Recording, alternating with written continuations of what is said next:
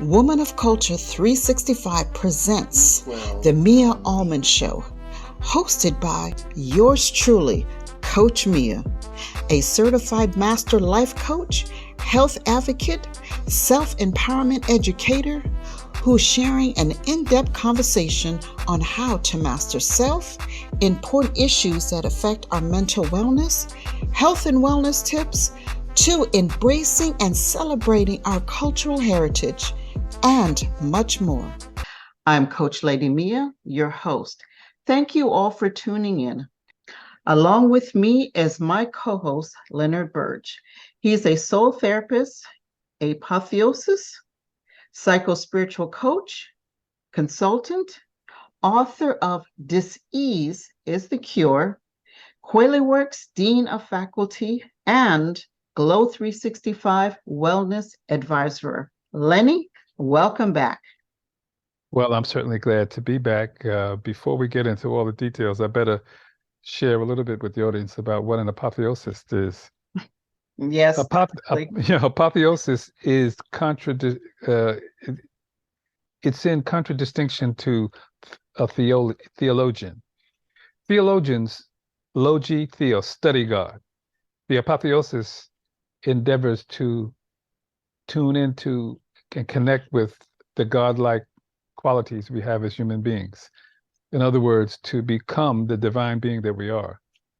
And that's my goal in life. That's my mission in life. And I help people who are headed in that direction, whether they know it or not. So I'm glad to be back on Glow 365, this 4-part series on self-care and how it affects our mental, physical, and spiritual health. And as some people aren't even totally aware, it's all about growing and evolving as a person. And to do that, we really do need to maintain a healthy lifestyle. There's much more to that, which we'll cover today in today's session. Today's topic is on self-care, how it helps our mental wellness. Yes, thank you, Lenny, for sharing that and teaching me a new big word. Okay. Use that in the future. But we know that self-care is a vital component to wellness, by practicing caring for our physical, emotional, and psychological well-being. It may involve taking time to do the things that help us live well. It's also finding ways to cope and, with our daily challenges and stressors in order to grow and evolve as a person. Those living and working through chronic illnesses and condition, and doing the things that help us heal and get to a place of inner peace and wellness. Well, I'm glad you mentioned inner peace and wellness, Mia. And you talked about caring for our physical, emotional, and psychological well-being. What many people don't realize is that the word psychological, the root of it is the word psyche. And when I went to school for psychology, they told me that psychology is the study of the mind and human behavior. But when I did further research, I found that the root meaning of the word psyche is the animating part of your being, which is what? Your soul. So if you truly want to have psychological well-being, you must strengthen and deepen that connection to the soul, to the spirit, in order to truly experience well-being. There's a few ways in which self-care can help our mental wellness, as long as we understand that our mind and our body actually is just a costume. The brain is a costume. The essence of who we are is a spirit. And the mystics say that the ego, body, mind is a good servant, but it's a poor master. And so mental wellness is trumped by spiritual wellness. If there is not spiritual wellness, there cannot be mental wellness.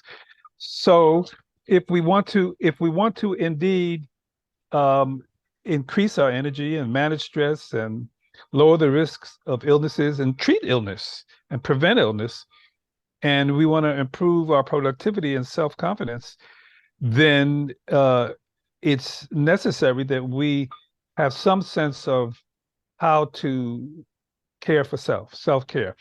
The other thing I'd like to say on that, Mia, is that one of the common misunderstandings that I find is people are not clear on, when they say myself, they're not clear on what they mean. Now, what do I mean by that? The self, the true self, as is written on the walls of the pyramids in Egypt, is the spirit. They said, "No man, know thyself." While there's the person, the body, mind, the emotions, but self-care is much more than caring for the ego, body, mind. It's taking care of the spirit itself. And we're going to talk a little bit more about that also. Yes, that is so true, Lenny. But self-care may also, include, prioritizing our sleep, adapting to some type of exercise routine. And one of my favorite is saying no to the things that cause us unnecessary stress. And reaching out to friends and family members, for that emotional support, because that's so important, especially when, we have those triggers, or, that, go into depression, anxiety. We got to have that family member that, kind of bring us back to that wellness. And also not leaving us, the self-care is supposed to help us, be more energy and feel revitalization, excuse me, and not leave us depleted. Because that's oftentimes that, we get stressed out, and it's like, oh, it's like, being dehydrated. We got to drink water to refill our body back to normal. Well, what you're really talking about, Mia, is imbibing food that sustains life. And what we mean by food is not just the physical food that you eat, but it's the spiritual food, the mental food, the food from the sun, from the air directly, from water, as you mentioned, from sleep itself. And what is in this air and sunshine and water and food that contributes to what you call revitalization? It's what we call chi. Yogis call it prana. It's the life force that comes from the spirit down into the body. And it's the thing that actually balances and energizes the body. And sickness and illness comes from blockages of the ki or prana flowing in the body. And as you said, little be it known that sleep itself is a way of harnessing and balancing chi. It's so exercise, especially exercises like qigong, tai chi, even walking is so much more important than people may realize. So yes, bubble baths are nice. And I don't even know if people realize the importance of massage. Do you know massage is important because it circulates the lymph system. All your heavy toxins are eliminated through the lymph. So with a massage, you stimulate the lymph system. Our body is made and works on electricity. How do you think our heart beats forever? Our lungs go forever. So the massage also helps to stimulate that electrical energy within us. It also helps the circulation of the blood. And the blood delivers nutrients to the cells and carries away waste. So I wonder how many people, when they're getting a massage or a spa day, or even a walk, really recognize what's going on. When you take walks, it's so important because your legs don't have a pump that can help circulate the blood back up to the upper part of the body. So by walking, you stimulate that circulation of the blood, and it's circulating up to the top of the body. So yes, it's true. Self-care it looks different for everybody. And, we need to find what's important that works for us, meaning there's a good exercise for all of us. There are inputs like a massage or Reiki or other modalities. Take your pick. Get one that works for you. But the bottom line is that we need all of these practical inputs, as long as we don't forget that at the root of it all is deepening our spiritual connection. Yes, that's definitely true. And, it's also important too that, whatever type of self-care that we do, that it helps treat the internal and not just the external part, which is very important. So, confusion about self-care. Actually, as I said before, I think it's rooted in not knowing the difference between the true self, the spirit, and the costume worn by the spirit. Your body, your mind, your ego, your person, your bank book, your ups, your downs, your crazies, your nationality, your gender, all of those are important and on a practical basis. But that's your costume, and that's not who you are. As a matter of fact, it belongs to you. So yes, we have to take care of this costume, but in order to be able to take care of it, we have to nurture the spirit in terms of who we are. Some people actually think self-care is being selfish, but I always like to give that analogy of sitting on an airplane when you're with your little daughter sitting next to you, and the captain says there's going to be turbulence. What do they tell you? They say, when the oxygen mask comes down, put it on yourself first, then your child. Why? Because if you die, you can't help anyone. So is that selfish? No, that's self-care. A lot of times also, many people are caring for everyone. It's beautiful to care for everyone now, but for everyone but themselves. And pretty soon they run out of steam, and then they can't help anyone, including themselves. So yes, as you've said on many occasions, Mia, self-care itself can be very commercialized. And we live in a society that tries to sell everything. So it is definitely necessary to consult with experts and professionals in order to maximize your ability to engage in self-care that's just not deepening somebody's pocketbook, but that's actually what you need for your particular things that are happening in your body, in your mind, and in your life.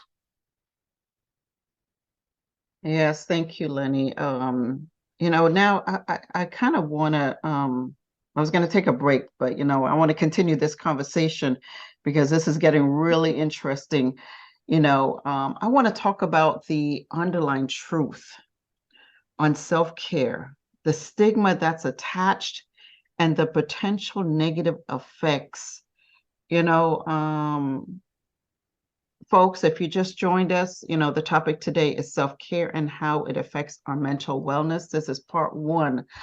Now, Lenny, we just talked about a lot of vital information on self-care itself, but how would you define self-care and how it's related to wellness? Well, for me, it's rather simple. It's being in touch with and connecting with your essence, with who you are. Because quiet as it's kept, as I said earlier, the spirit is a good master, and the person, ego, mind, body, is a good servant. But it takes the insight and consciousness of the spirit in order to maximize care for the costume, the body, mind, and the ego. And this has to do with your physical body, your emotional body, your mental body. A lot of times what happens is some people go overboard on the mental aspect. Study. They don't engage in any art or music that helps your emotional body. They don't have a lifestyle where they're eating healthy foods, which enhances, or doing exercise, which enhances your physical body. So I would say that self-care is living in a way that you maximize the hand that you're dealt. Now, what do I mean by that? There are three main factors that affect us as human beings. We have our heredity, which we can't do much about our heredity. We come in this world with a template. However, in the same time, we live in a particular environment. You know, some people who live in toxic environments, it may be difficult for them to make significant changes unless they move out of that environment, and sometimes that's not entirely possible. But the third factor is our lifestyle and our diet, meaning we can, in fact, make changes or enhancements to our lifestyle and diet so we get the most out of the body, mind we've been given, and so that we can purify the environment that we live in to the extent that's possible.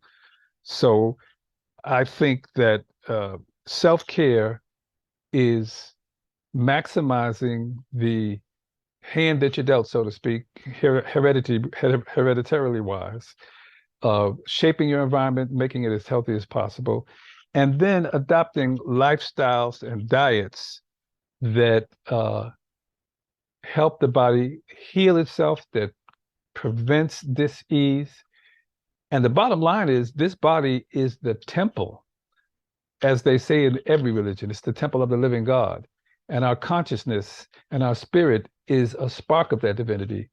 So therefore, we need to keep this temple clean and vibrant so that we can manifest that divine consciousness and realize the divine spirits that we are.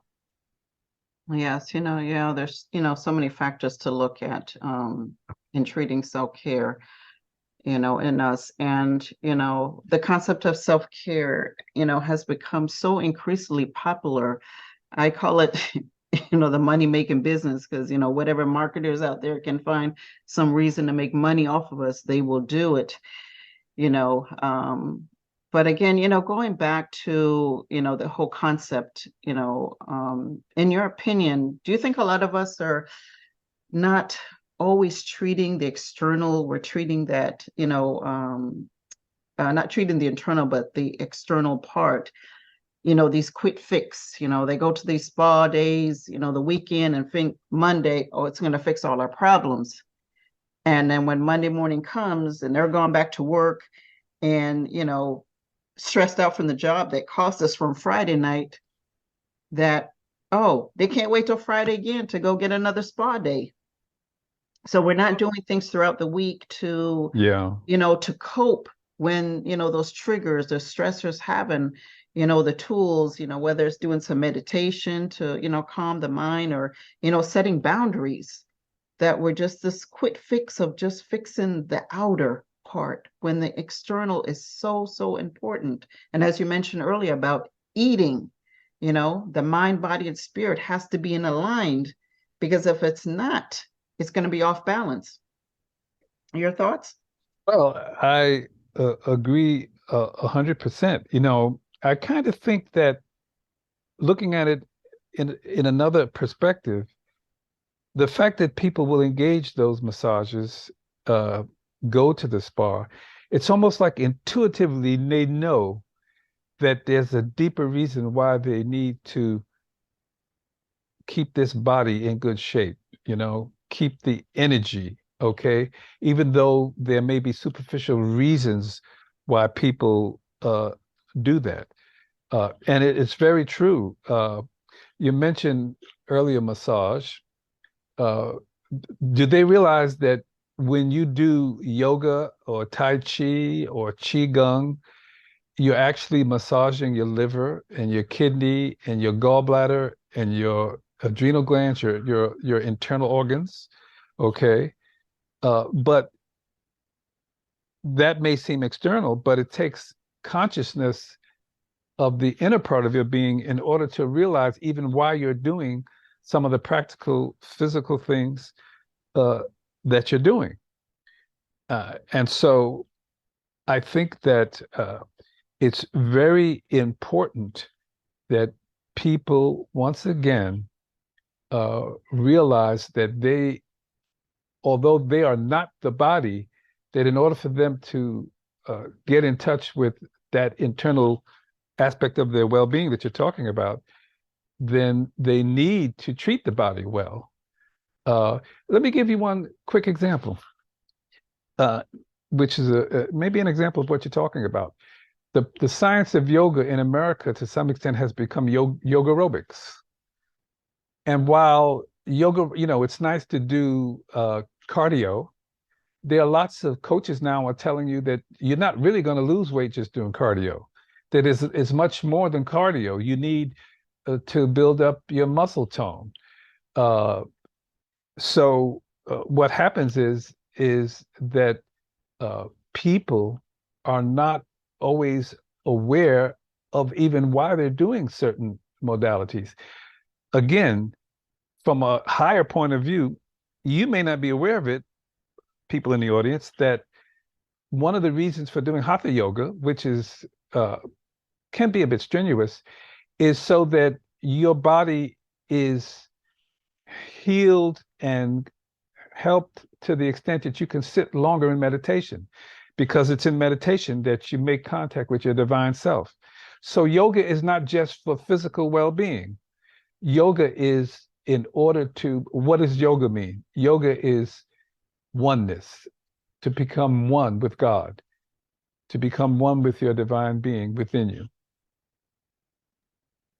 Yes, as you said that too, with yoga, I remember, someone else talked about, I think, matter of fact, I think it was Dr. Tate, that, even doing yoga, it teaches us how to breathe, and especially it's somebody, when you're dealing with anxiety, and stuff that, we can pause, and teach ourselves to breathe and, and let go and calm the nerves. So yeah, yoga does have benefits. Massages, for somebody who has a condition called lymphedema cellulitis, massaging the lymphatic system to, let everything, fluids, everything flow in a proper, good direction, and the stimulation and everything. It's so important. So some of the things that we do, think it's just exercising or whatever, it's helping our bodies and doing it in the correct way, depending on what type of condition you have or what type of self-care that you are geared to, is important. And that understanding comes with, knowledge.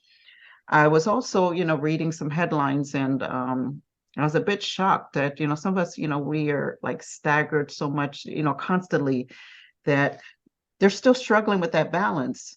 And then, feeling overwhelmed that, we're unable to cope. We got that brain dumping, the negative emotions, dealing with all the traumas, that we can't find peace. In today's society, why do you think that stigma is still attached? Well, in my view, in essence, people are trying to get to heaven illegally. Meaning, what does that mean? What is heaven? It's euphoria, right? It's that high sense of well-being, which you can get in high states of meditation. But what do? We want to get it through cigarettes, through alcohol, through drugs, through overeating, through excessive entertaining ourselves one way or another. All these external stimuli, in order to get that happy, joyous, peaceful state of mind and body, but it's, to take us to heaven, so to speak, not realizing that heaven is not outside of us, it's within us. And in order to reach it, we have to find a way to go within, because peace is within. Now, what happens is that temporarily, some nice food, some good music, even some drugs may temporarily make us feel good, but then there's what we call the withdrawal and the letdown. So this is very much related to the fact that we live in a drug society. Look at this. What do you call a pharmacy? A drug store, right? Yep. So it means that people think that drugs cure you. Drugs don't cure you. They suppress symptoms. Now, it may be necessary to suppress symptoms. When I get in that dentist chair, he better give me some Novocaine. Yep. But if you have a headache, you have this ache and that ache, and all you do is take a drug, even if you have high blood pressure or whatever condition you have, if all you do is take a drug to suppress the symptoms temporarily, what have you learned to do to enhance your lifestyle, your diet, to prevent this in the first place? So what happens is people take the drug, some kind of opiate, whatever kind of opiate it is, they're temporarily feeling better. But even people who go to holistic healers, if their lifestyle and diet doesn't improve, they're right back at that office and paying more money and still not getting it, you see? And this is one of the weaknesses of the conventional medical system. While I applaud the medical system for, improvements in the technology of health to deal with emergency situations, but let's face it, Mia, the main reason you need the technological healthcare system that we have is because people are living out of tune with nature, out of harmony with themselves, out of harmony with their maker. And so the conventional wisdom is, you ask any doctor, half the time they give their patients a regimen, and they don't follow it. They come back and begging for drugs, begging for something, take the pain away. So then you develop a whole system based upon that. But actually, the father of Western medicine, Hippocrates, said, patient, heal thyself. Food is your best medicine. In ancient days, in early days, hydrotherapy was one of the primary means of medical care. Modalities like homeopathy, which deals with the energy aspect. So yes, finding a balance means understanding that toxic ways of living are the root cause of dis-ease. And if you want to heal, you must do two things. You must detox and at the same time improve the foods that sustain life in the form of meditation, in the form of exercise, sun, water, air, sleep, natural foods as natural as possible, to prevent, both to treat the symptoms, but also to prevent illness in the future. Yes, that's definitely true, Lenny. I think back to when I was diagnosed with, breast cancer and going through chemo. And, like I said, God has given us so many things on this earth that help us heal our bodies. And when I lost my taste bud and I couldn't eat, my mother, she old school West Indian Jamaican woman. And two funny stories. One was when I was doing radiation, and they told me over a course of time my skin would burn. So they gave me this burn cream, and I took it home, and I was showing my mother. She looked at it, she read the ingredients, and she threw it in the garbage.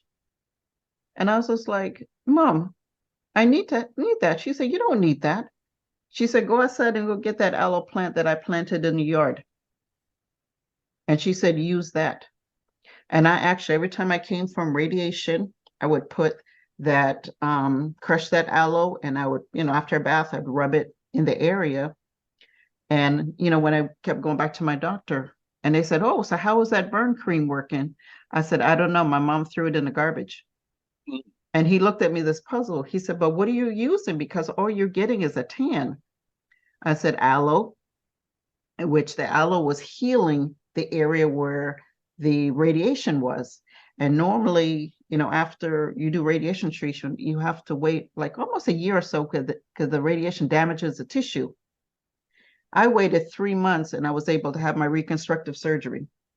So again, folks, the power of using what you got, the natural resources, even other conditions that, I have with, potassium, you got to eat bananas, oranges, things that, are able to heal your body, and not always relying on, taking these pills, because again, you become this addict and then you can't function, so we also got to do our research. We got to educate ourselves on every level, your condition, whatever it may be. How to practice self-care in a routine.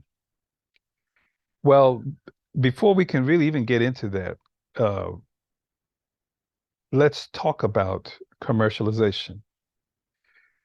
Commercialization is not limited to uh, the money making pharmacology and pharmaceutical industry, the meat industry, all of the different sectors of society that have become focused on monetizing in this Western culture.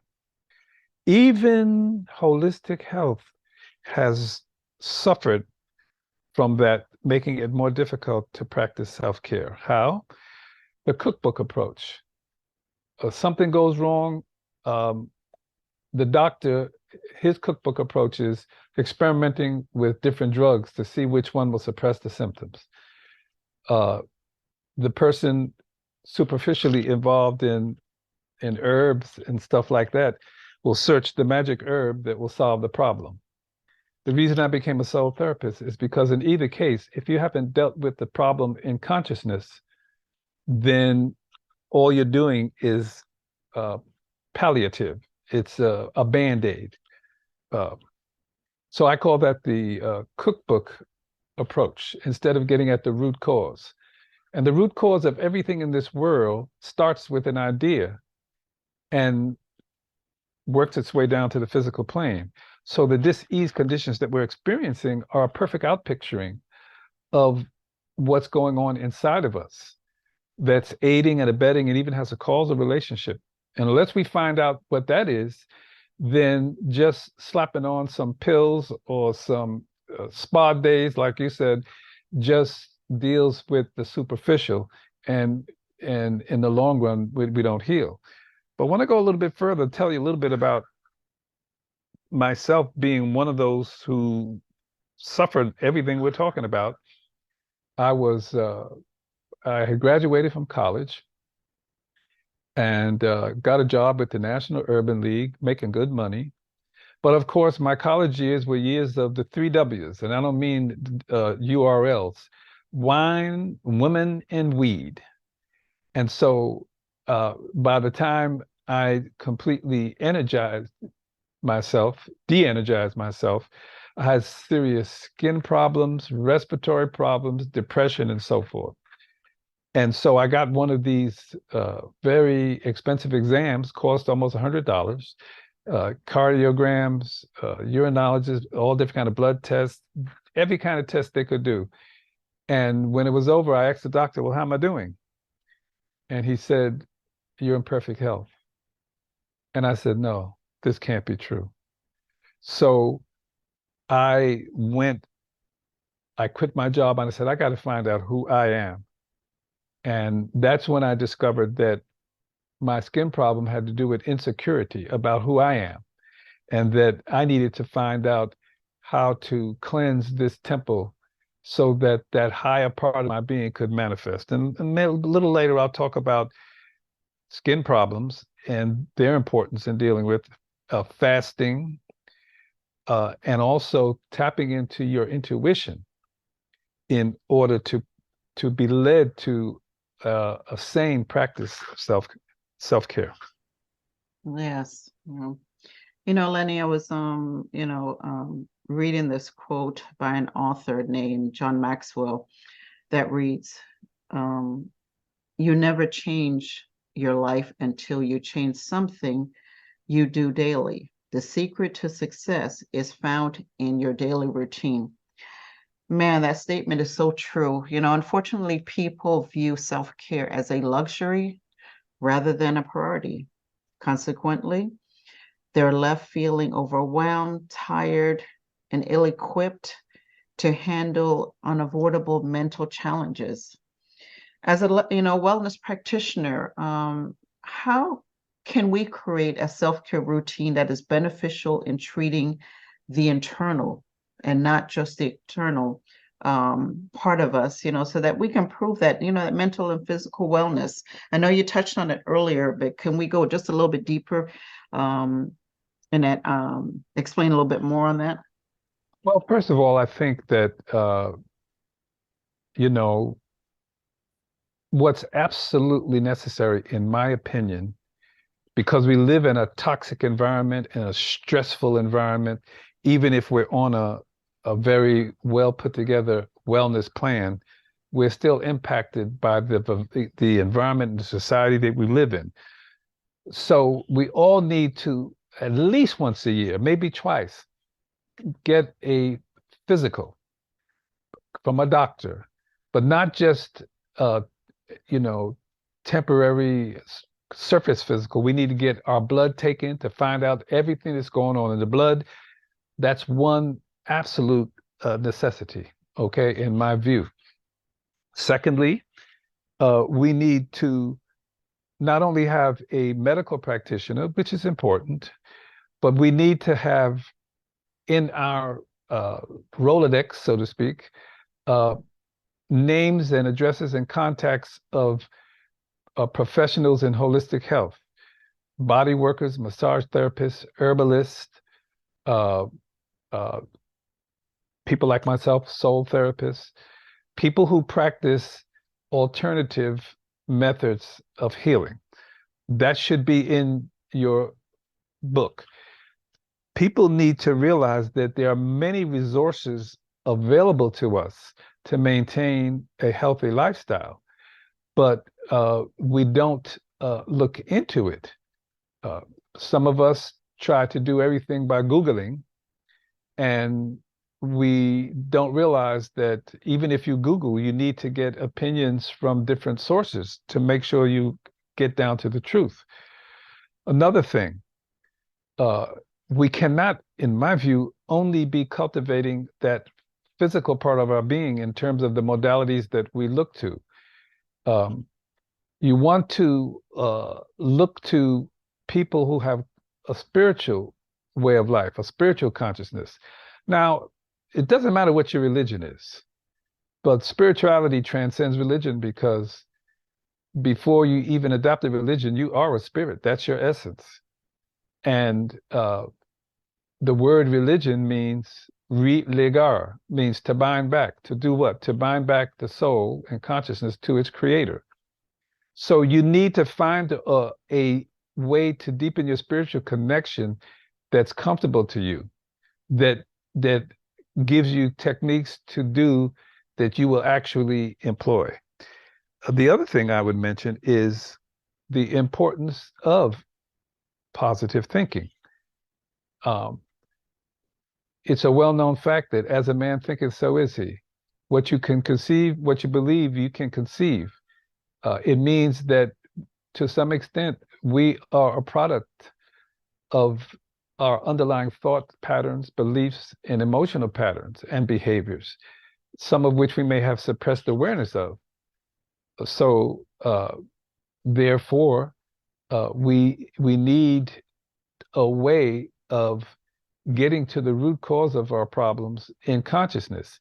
So the practitioners that I value the most, whether it be medical or otherwise, or whether they be religious, people who get beyond rites, rituals, ceremonies, dogma, doctrine, and recognize that you're not your body, that your body, mind is a costume, and who help you to become more conscious of what's going on inside of you. You see, those I think are the universal elements that will enable you to handle mental challenges and stressors.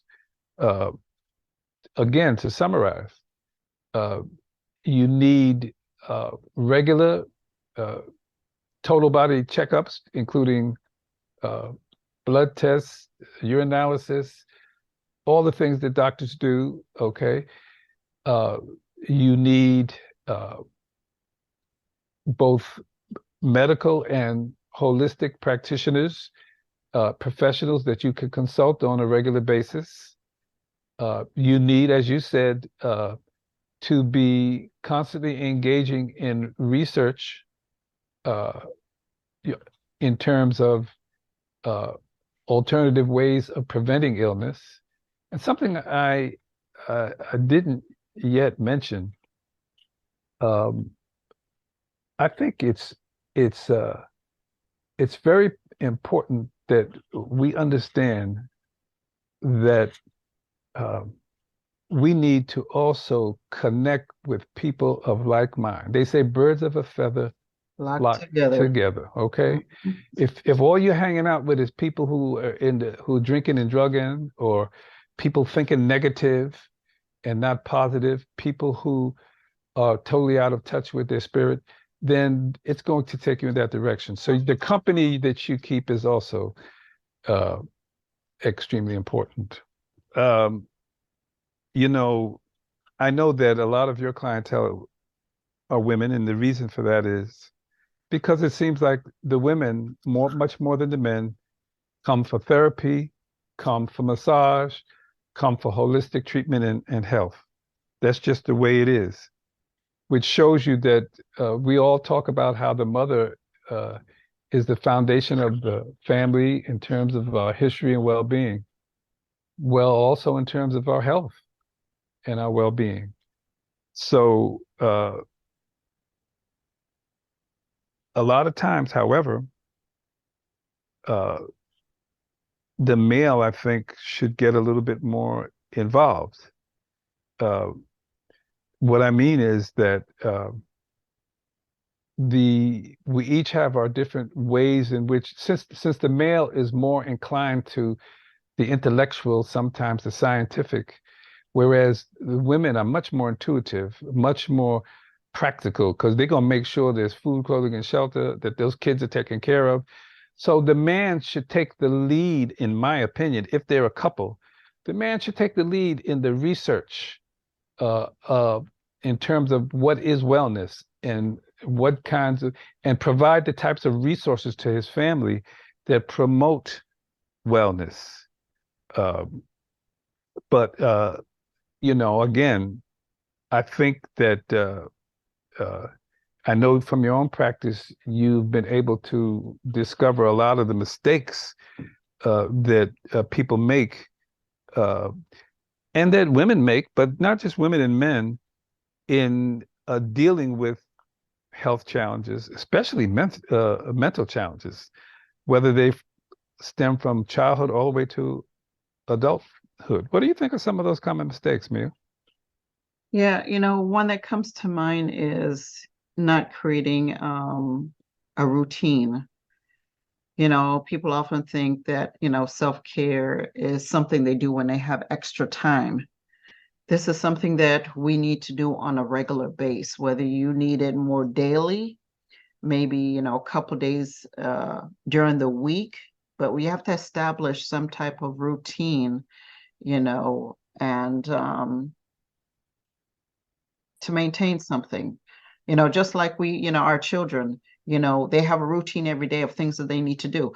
Well, we need to also practice that same thing as well, to It's where, so it's like just you brush your teeth every day. yeah, you get up, you If it's brush a your routine, teeth. you don't think about it. You Yep, do it. you just do it. And Mia, a simple thing. This may sound silly to people, Mhm. but a simple thing like when you get up in the morning, first thing you should do is go inside for a minute and make contact with your inner self to guide your day, and then make Yes. up your damn bed. Yep. Okay? That's my routine, is like, hey, wake up, my prayer, do a little meditation, make my bed, go in the bathroom, go brush my teeth, wash up, get dressed, time for breakfast. There It's it just is. no thinking about it. It's routine, you know. And then another thing is not knowing what self-care is. Folks, we got to educate ourselves. It's not about self-soothing, soothing ourselves, or, realizing that, your weekend spa day is going to fix all your serious health problems or your mental challenges. Folks, it's not the same as practicing self-care. There's more to it than that. Educate yourself. If you're unsure, talk to, your doctor, they can refer you to a specialist so that you can create your own self-care according to your needs. What you're saying to Mia is that if you don't have a penny in your pocket, nowadays with the internet being what it is, Mhm. you can and your own prayer and intuition, you can learn to do things that promote self-care. Yeah. People mistakenly think that a sophisticated spa day is what you have to pay for, but you could have your own spa. Put some hot water and some Epsom salts and some Yeah. oils in the bathtub and soak. Yeah. Play some nice music and just relax and, just clear your mind. You can meditate while you're taking that bubble bath, Right on. you know. Take walks in the park, enjoy the outdoors. We know we need that vitamin D. That's another health thing right there. Getting And the outside, oxygen the is so oxygen. important. Oxygen, if you stop breathing for a minute or two, you can die. And Mm-hmm. the word uh uh breath in Latin is the spiritus. What do you hear about that? Spirit. Your spirit manifests through the breath. So when you give up the ghost, you stop breathing, right? You give up the Yep. spirit. Mm-hmm. So yeah, there's so many things that we can do, and it don't cost you all that money going to the spa day or whatever, or even talk to a life coach, like Lenny and myself. We'll guide you with some tools on how to maintain your self-care. Another big one, we touched on this earlier, too, is indulging in unhealthy habits. Treat yourself, is another common mistake of self-care. We end up overeating, drinking too much, overspending. And again, as Lenny, you mentioned, hanging around with bad company that, that we become a dumping ground, all the negative stuff that's weighing you down. We got to avoid all those things. Hang around with people that, that are positive, choosing healthy foods, limit your intake of, juices, drink more water. We need water, in our bodies, and Well, I like to speak to something that's mhm, maybe a lot of people don't want to hear, but they need to listen to it. The Western world, the United States leads the Western world in infant mortality, in heart disease, which is the major killer, in cancer, second, in diabetes, in dementia or Alzheimer's. It's because of this commercialized, as you mentioned it, commercialized toxic environment that we live in that's based upon making money. So that means when I was coming up and my grandparents ate meat, those animals were grazing in the grass. There was no pesticides. There was no artificial fertilizers. They were happy and contented. Okay, the chickens were running around in the yard eating corn cobs and watermelon rinds. We were growing our food right in the garden. We ate most of what we ate was just natural foods that were growing out of the ground. But then what happened? Now meat, for the most part, the animals are fed denatured, genetically modified corn. They don't get a whole lot of grass to a great extent. They're shot filled with antibiotics because a lot of times they get sick. They're pumped full of hormones, female hormones, so that they'll grow faster, which is why a lot of men are growing breast and feminine characteristics, and women masculine characteristics from having an excess of estrogen. So I tell you, by cutting back and eliminating, and if possible, meat alone will result in weight loss and a great detoxification. Okay. Now, from a health point of view, those who choose to go that route, we usually recommend you start out by just, cutting down on the volume, especially first of the red beef, and then the pork, and then the chicken, and then the fish, and so forth. But yes, please understand that the animal-based diet is one of the major causes that the United States leads the developed world in the diseases of civilization. Another big one is diabetes. mhm, Mia, everyone needs to know this. You're talking about unhealthy habits. If you must read the labels of the food that you're buying. yes, Why? Because almost everything contains uh, high fructose corn syrup, which is a major killer. It's related to obesity. It's related to toxicity of the body in many ways.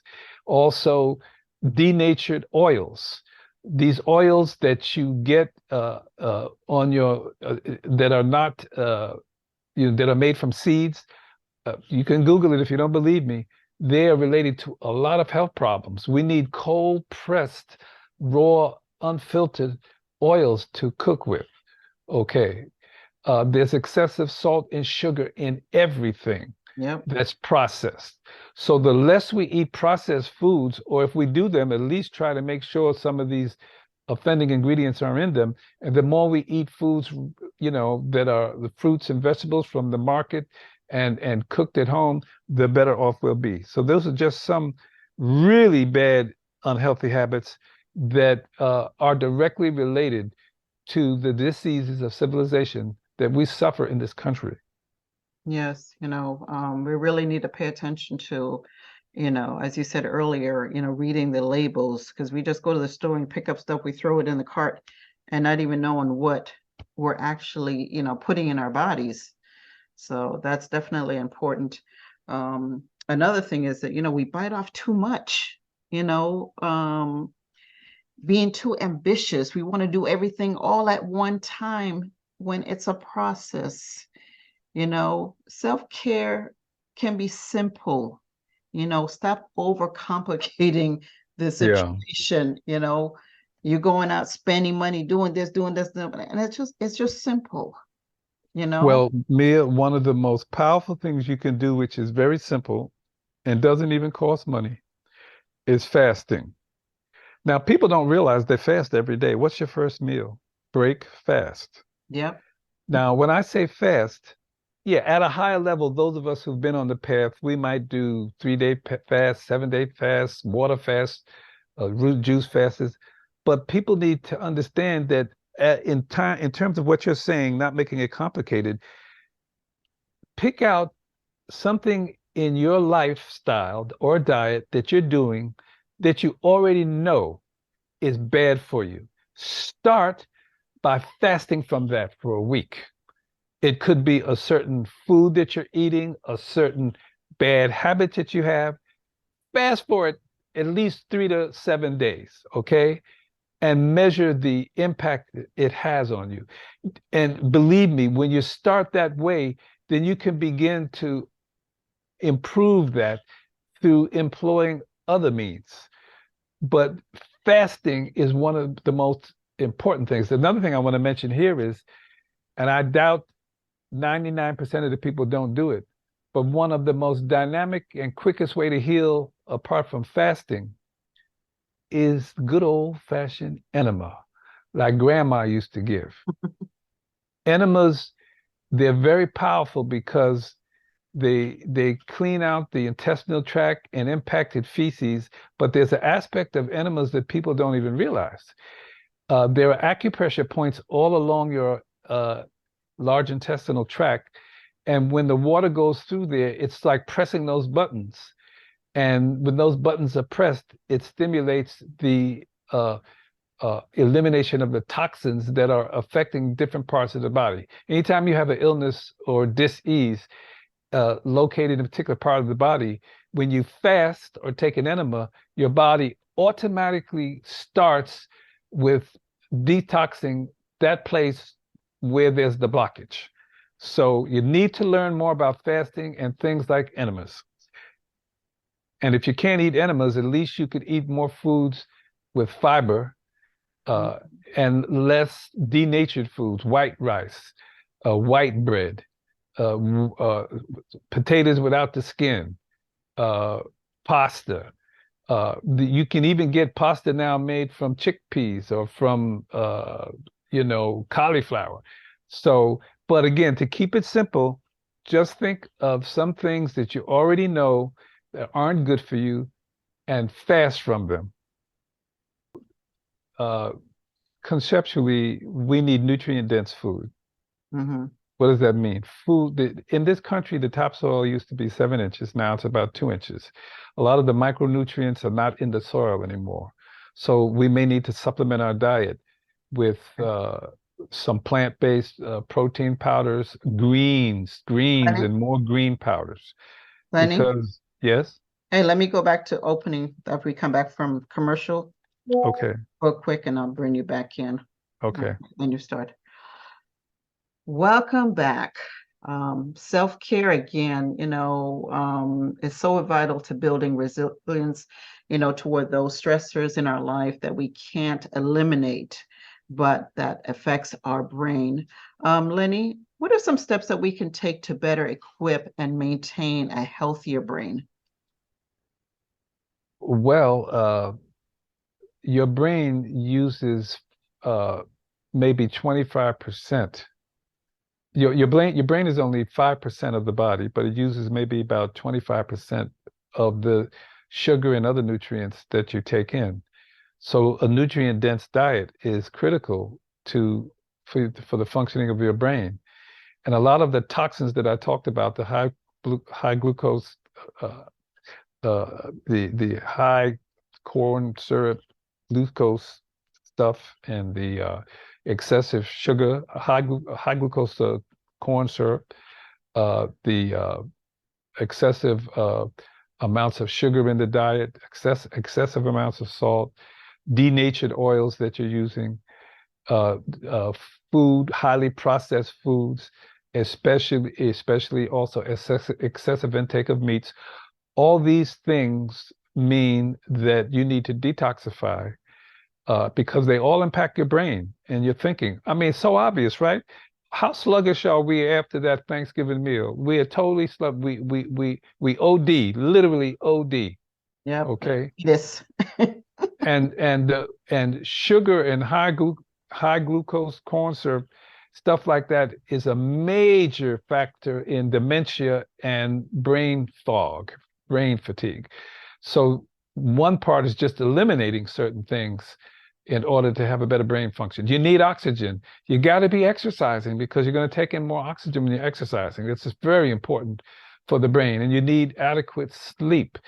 Instead of going to sleep with the TV running and the radio running and all of that and the lights on, your brain detoxes better when it's complete darkness and it's quiet.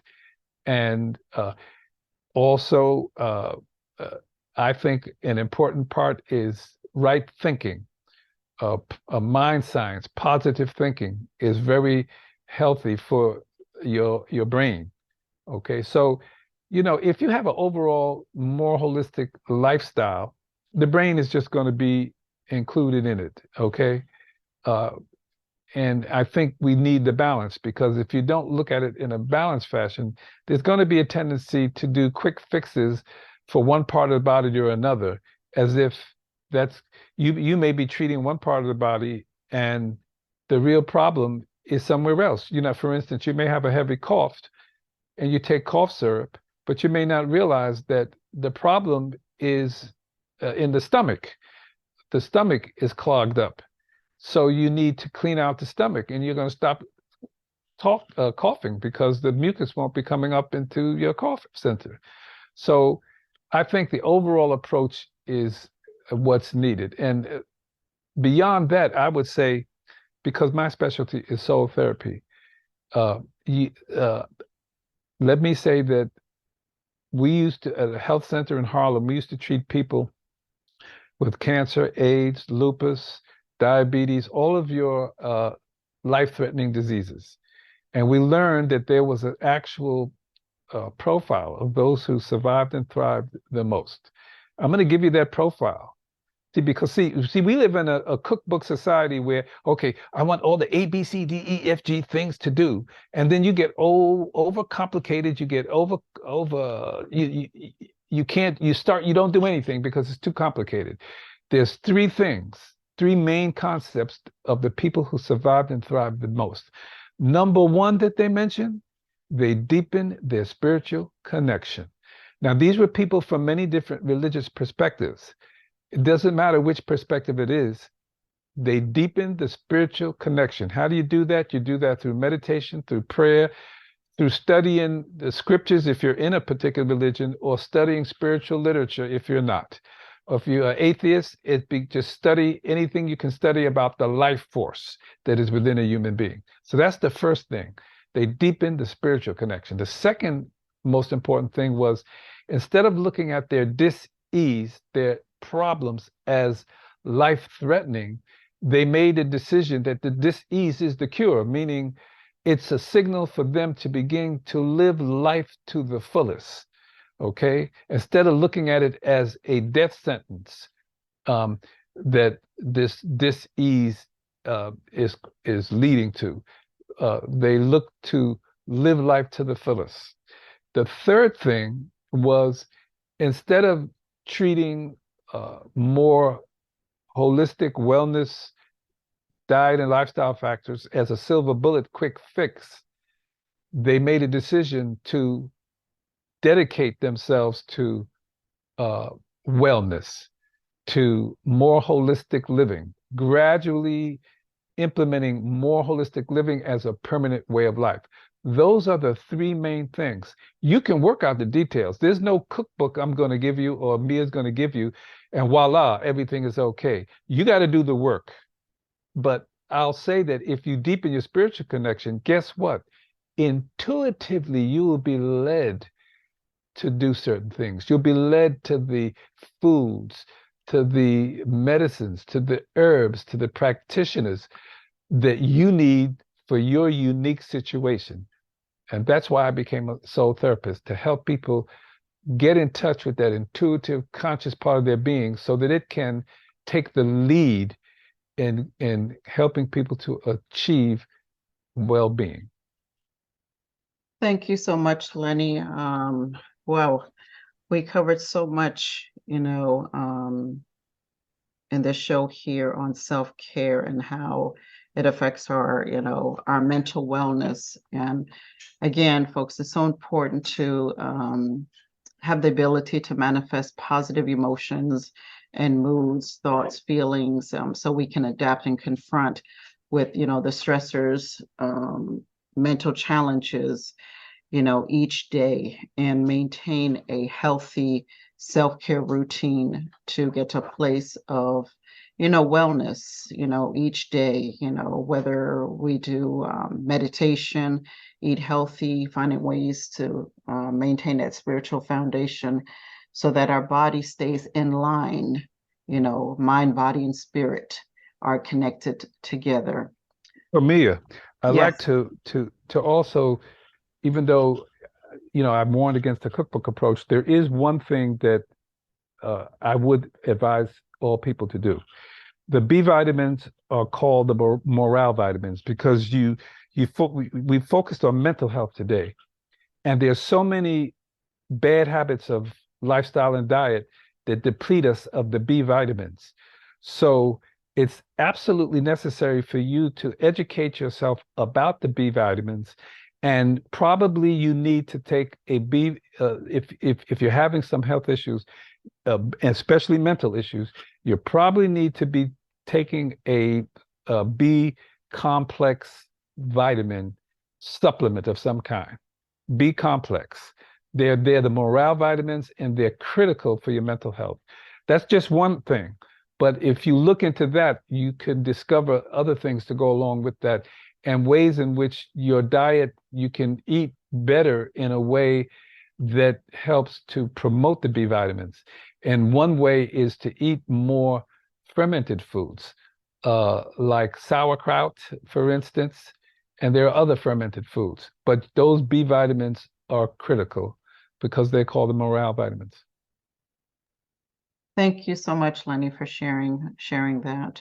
Any final words you want to add before we close out the show? Well, thank you so much, Mia, for this wonderful topic that we've been discussing, and all of those of you who are listening. I would say that if you want to get in touch with me to learn more about what I do, you can text or call 347-989-4147. That's 347-989-4147. And my name is Len Berg, and you can leave a message and I'll get in touch with you.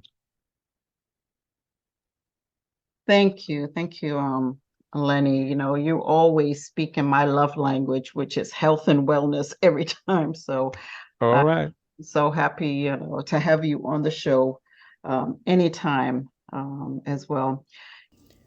Coming up next week on Glow 365 is Sisters of Faith with Evangelist Coach Lady Q on part 2 on self-care at 7 p.m. Eastern Time. So keep it locked right here on crrfm.com. I would also like to thank my co-host, Leonard Burge, and you, the listeners. I'm Coach Lady Mia. Thank you all for tuning in. Until next time, remember to show yourself some kindness every day by implementing regular self-care habits to maintain physical, mental, spiritual wellness, to evolve personally, in business, and in your relationship. It's getting to a place of wellness internally and externally through being well and staying well, and to find your power of glow. That's our greater level of wellness. Hey, it's your girl, Coach Lady Mia, inviting you to check out some shows on Glow 365 TV, starting with yours truly, The Mia Allman Show, Holistic Health Show with Coach Dawn, Sisters of Faith with Coach Lady Q, and The Sophie G Show with Coach Sophie G. Streaming on YouTube at Glow 365 TV shows every Tuesdays at 7 p.m. Eastern Time.